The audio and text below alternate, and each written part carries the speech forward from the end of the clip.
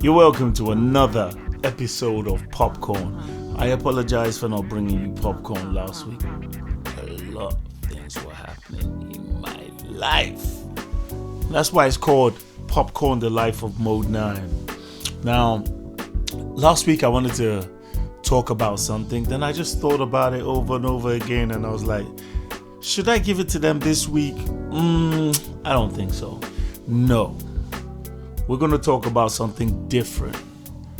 Now, in the life of every single artist, there's that one album that comes back to haunt him. And for me, it was that album called Above Ground Level, AGL. Now, I put AGL out in 2014. Now, we all know hip hop heads out there, we all know you guys make it difficult for yourselves. And all those that are not hip hop heads, you guys even make it more difficult. Like, what you want me to do? I get phone calls, Modenine, please, you need to do something more commercial. Modenine, give us something. We just want to dance. Give us something to dance to. And then girls be calling, Modenine, we don't like your music. We don't like it because we can't dance to it. And then the hip hop heads were like, why didn't you talk about this? Why didn't you drop this punchline this way? So at the end of the day, I'm like, yo, man, where do I stand? You just have to do whatever, you want to do. And for those who didn't know, Above Ground Level was pre-planned. I've been thinking about, doing stuff with more commercial beats. But it was supposed to be a mixtape at that time. So if you listen to Spasmodic towards the end, it seemed like I was joking, but I was actually, word is born. I talked about a project called Commercial Break. And that, I had that planned. I actually started recording Commercial Break in 2011. Above Ground Level actually is Commercial Break, but in a different way. I didn't call it Commercial Break because it wasn't what I originally planned. Commercial Break was me rapping over the hottest beats, the hottest commercial beats in Nigeria at that time. I'd already planned it. I made some calls. Some people were like, oh, okay, yeah, you can use the beat. I wanted to, get permission from the owners of the beats. If I had known, I would have just done it. I would have just, recorded it and thrown it out there for free. But I was trying to do it the proper way. I was looking at making some CDs, so we'll just have a sharing formula. So the first person I called was Don Jazzy for one day called beat. I can't remember the one day called track.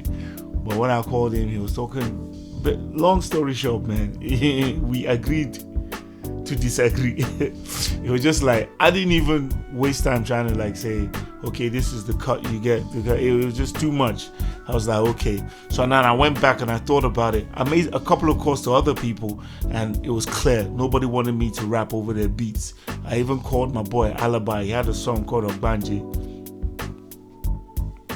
Yep. And he was like, no. So I was like, okay, respect that. I can respect that. So I flipped it and I was like, okay, let's not call it Commercial Break. Let's call it Above Ground Level. But still, we're going to still put some hip hop tracks, There's a track I did with Zeus from Botswana, Chubb Heights from Botswana, DJ Ryko from South Africa. That was crazy. That was touring. It was some real hip hop. I even had Proverb from South Africa on it, on a joint called Hip Hop Is Me. And he has another version of that song on his album. And I also have a joint with produced by Ill God featuring Ruby. That one, Gaskia, hard beat with Ruby just making it soft, singing. So it was like half the album was real, hip hop, even the joint with Nice, Kirisi Number. Just because Nice was on it, people think it was going to be commercial. It was some hip hop and it was a dope track. So half of it was like hip hop, half of it was like, okay, let's do this. The biggest song on that project was like commercial value, was the song I did with Gentle. Doba, doba, dobale. So yeah, doing music with Gentle was crazy. Gentle, mad talented young man from the East, just misguided a little bit. Very difficult to work with if you don't have patience. But yeah, we trashed it out. We did like 4 or 5 songs.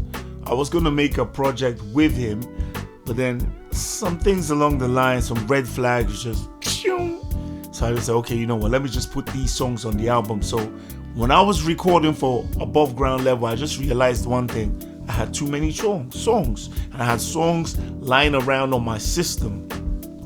There's this chick, Little Beatrice. We used to call her Little B from back in the day. KD. She came through and she did something like almost like spoken word on one of my songs. Then I got this beat from a guy that I met at a video shoot. He was like a gospel producer. He gave me a beat, and I met Bookie at that same venue. That was when some boys wanted to shoot.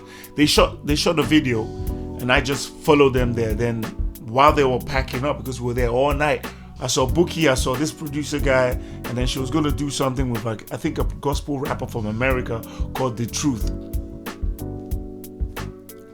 You know, I couldn't wait because I was mad tired. I've been there all night. And this guy he played the beat in his car. I was like, woo, I like this one. Gave me the beat. And I got my boy M Smooth from Joss, from J-Town, to come and bless it.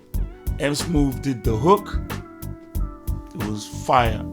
And then Little B did some Hausa, you know, spoken word. And I was like, damn, but there's no space for this track on the album.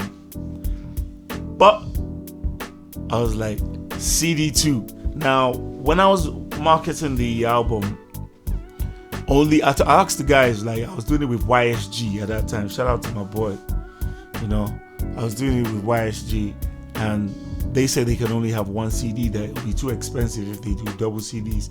So I was like, okay, let's put the first CD out. We put the first CD out. Then the second CD, if you buy it on iTunes, you get the second CD. You get like 40 something songs.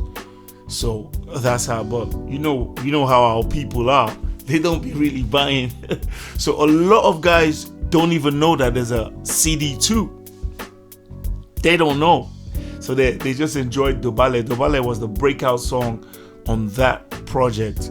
It was huge. People loved it.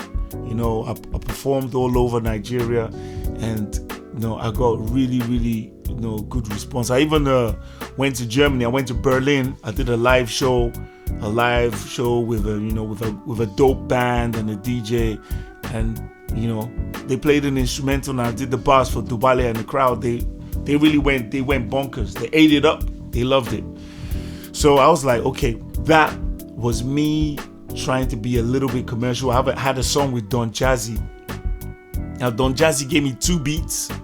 One of the beats was meant for One Day Cole, but when I went to their studio, when he made the first one, you know, he had actually made that beat ages ago, and it was the Prince's song, but he did the reference track. But I insisted that his voice remains on it, so I think they redid the voice, and I voiced in my studio, and that's how that came about. You know, me doing a song with Don Jazzy, and then while he was playing stuff for me, he was like, "Hey, do you want this one? Just play the beat." It was mellow, kind of like Drake-ish. He said, "This is my Drake-ish beat." I was like, okay, I'll take it. But funny enough, that beat is still with me till this day. I haven't voiced it. I haven't done anything on the beat. I might just do something. Initially, I did a track called 1-2, which is on it's on AGL. That one was produced by Doc Def. Now, 1-2 was done on that beat that Don Jazzy gave me, that initially belonged to One Day Cole. But after a while, I was like, you know what? I took it to Doc Def's studio to mix, and he was like, why don't we just build another one, man? You know? So he started making a beat from scratch. And I ain't gonna lie, the Doc Def beat, the new one, I really like that beat. We got Zaina to come to the studio, and she did her part. and it sounded nice. It had a good switch to it. It was a nice mellow, kind of like a Mary J. Blige, a Method Man collabo feel. It had that feel. If only it had a video, man, but there was just too much going on. So yeah, didn't have a video. But that was one of the dope songs, one of the above ground level songs. A couple of so-called hip-hoppers, real hip-hoppers, gatekeepers, started trying to take shots. Oh, he did a commercial album. But you see, the person that, inspired me to be an artist, to be a rap artist, he bought the album and he told me, he said, this is by far one of your best albums, because if you check it, it's very difficult for you to create that balance. People like Ill Bliss right now, they're creating that balance, trying to do something that the hip hop heads will like, and then at the same time, the other guys will love. But it has to make its mark. And that was the kind of song Dubale was. Dubale was that song that hip hop heads liked, because I was rapping in Pidgin English, but the bars were hard. Let's not lie. The bars were hard. It's very difficult to create the balance. That's tilted. It's very difficult. Very, very, very difficult. That's why, like I said before, rappers like Busta Rhymes, I respect Busta Rhymes, because Busta Rhymes is able to just, flip it in a certain way. Commercial heads will love it. Non-commercial heads will love it. Hip-hop heads will love it. It's more difficult to create the balance and just stay in your lane and rap to your 4/4 beats.